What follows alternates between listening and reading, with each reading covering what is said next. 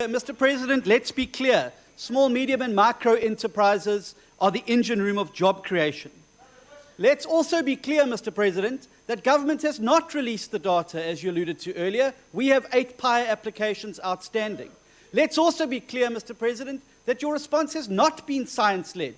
The scientists were telling you weeks ago to open the economy, and the lockdown had done its work.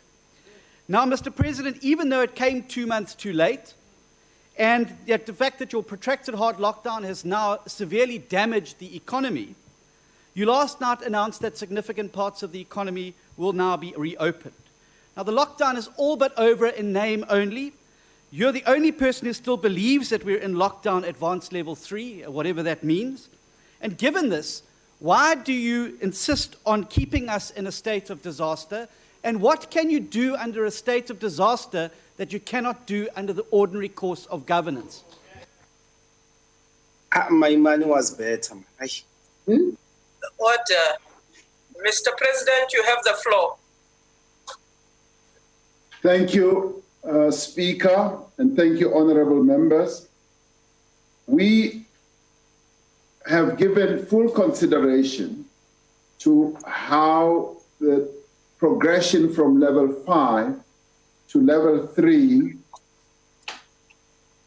and even the advanced level of level 3 is continuing to open up the economy. And we have been able, in consultations with the players in each of the sectors, to agree that to have done it earlier would have, yes, caused problems.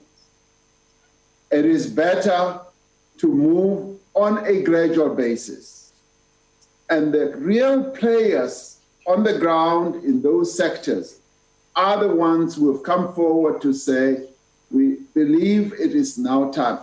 I've had extensive meetings, Honorable Steenhuisen, with a number of those players, and they are the ones who said, maybe not now. I mean, a very good example was with religious leaders. They came forward and said, we want to pray, we are ready to pray. And when we did finally accede on a risk-adjusted basis, they were the first to say, we actually think we were not as ready as we thought we were.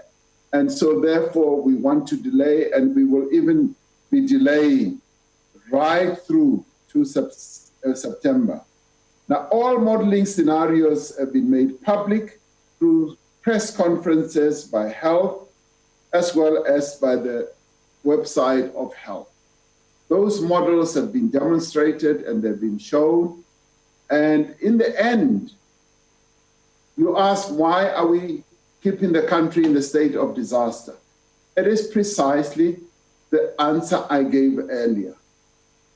The state of lockdown has given us an opportunity to get ready, has given us an opportunity to ensure that our health services can adjust.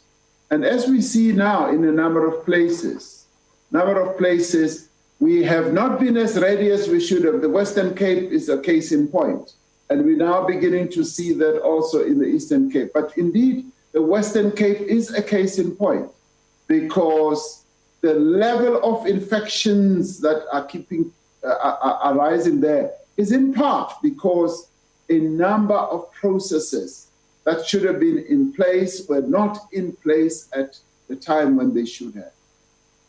So it is a risk-adjusted process, and I can assure you the country is not going to be kept under lockdown forever and in a day. We are going to keep adjusting as we manage the risk downwards, yes, to level 2, and finally to level 1, and finally say we must now agree that we are living with this virus and we must get on with our lives on the safe side, and running the economy also on the safe side.